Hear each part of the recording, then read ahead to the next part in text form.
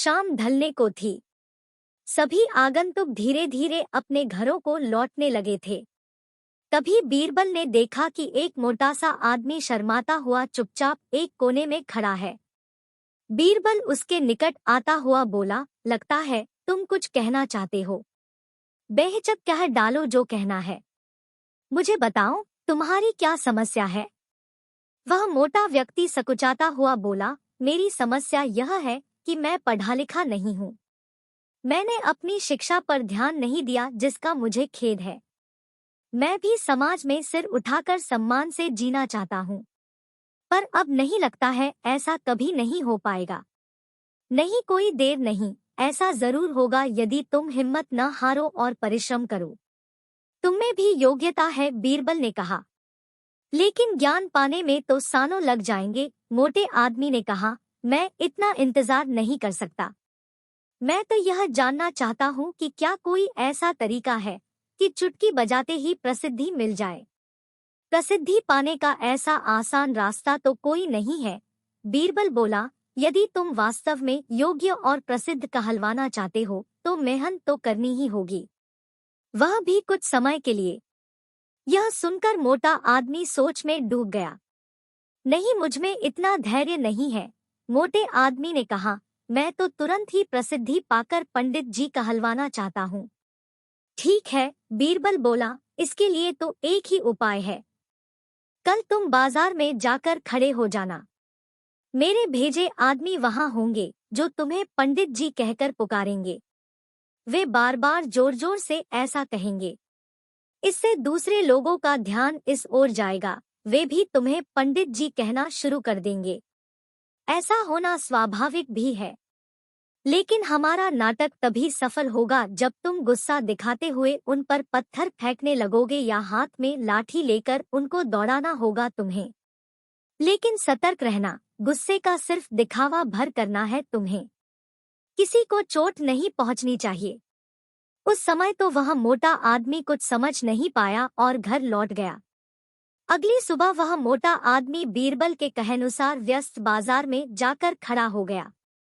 तभी बीरबल के भेजे आदमी वहां आ पहुंचे और तेज स्वर में कहने लगे, पंडित जी, पंडित जी, पंडित जी। मोटे आदमी ने यह सुन अपनी लाठी उठाई और भाग पड़ा उन आदमियों के पीछे, जैसे सच ही में पिटाई कर देगा। बीरबल के भेजे आदमी वहां से भाग निकले, लेकिन पंडित जी का राग अलापना उन्होंने नहीं छोड़ा।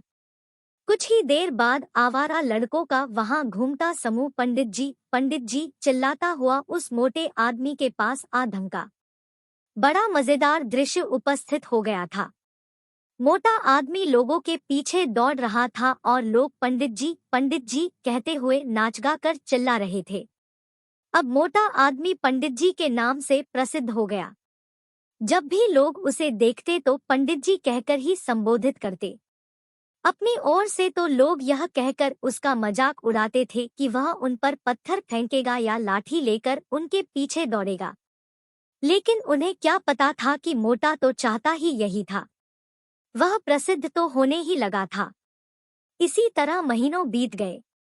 मोटा आदमी भी थक चुका था। वह यह भी समझ गया था कि लोग उसे सम्मानवश पंडित जी नहीं कहते, बल्कि ऐसा कहकर तो वे उसका उपहास करते हैं। लोग जान गए थे कि पंडित कहने से उसे गुस्सा आ जाता है। वह सोचता था कि शायद लोग मुझे पागल समझते हैं। यह सोचकर वह इतना परेशान हो गया कि फिर से बीरबल के पास जा पहुंचा। वह बोला, मैं मात्र पंडित जी कहलाना नहीं चाहता। वैसे मुझे स्वयं को पंडित कहलवाना पसंद है और कुछ समय तक यह सुनना मुझे अच्छा भी लगा। लेकिन अब मैं थक चुका हूँ। लोग मेरा सम्मान नहीं करते, वो तो मेरा मजाक उड़ाते हैं। मोटे आदमी को वास्तविकता का आभास होने लगा था। मोटे आदमी को यह कहता देख बीरबल हंसता हुआ यह बोला, मैंने तो तुमसे पहले ही कह दिया था कि तुम बहुत समय तक ऐसा नहीं कर पाओगे। लोग तुम्हें वह सब कैसे कह सकते हैं जो तुम हो ही नहीं। क्या तुम उन्हें मूर्ख समझते हो? जाओ, अब कुछ समय किसी दूसरे शहर में जाकर बिताओ। जब लौटो तो उन लोगों को नजरअंदाज कर देना जो तुम्हें पंडित जी कहकर पुकारें।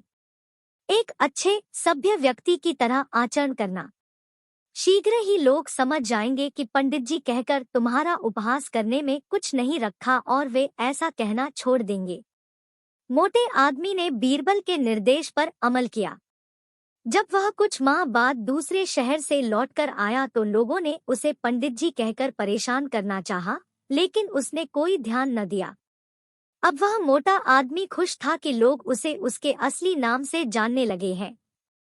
वह समझ गया था कि प्रसिद्धि पाने की सरल राह कोई नहीं है।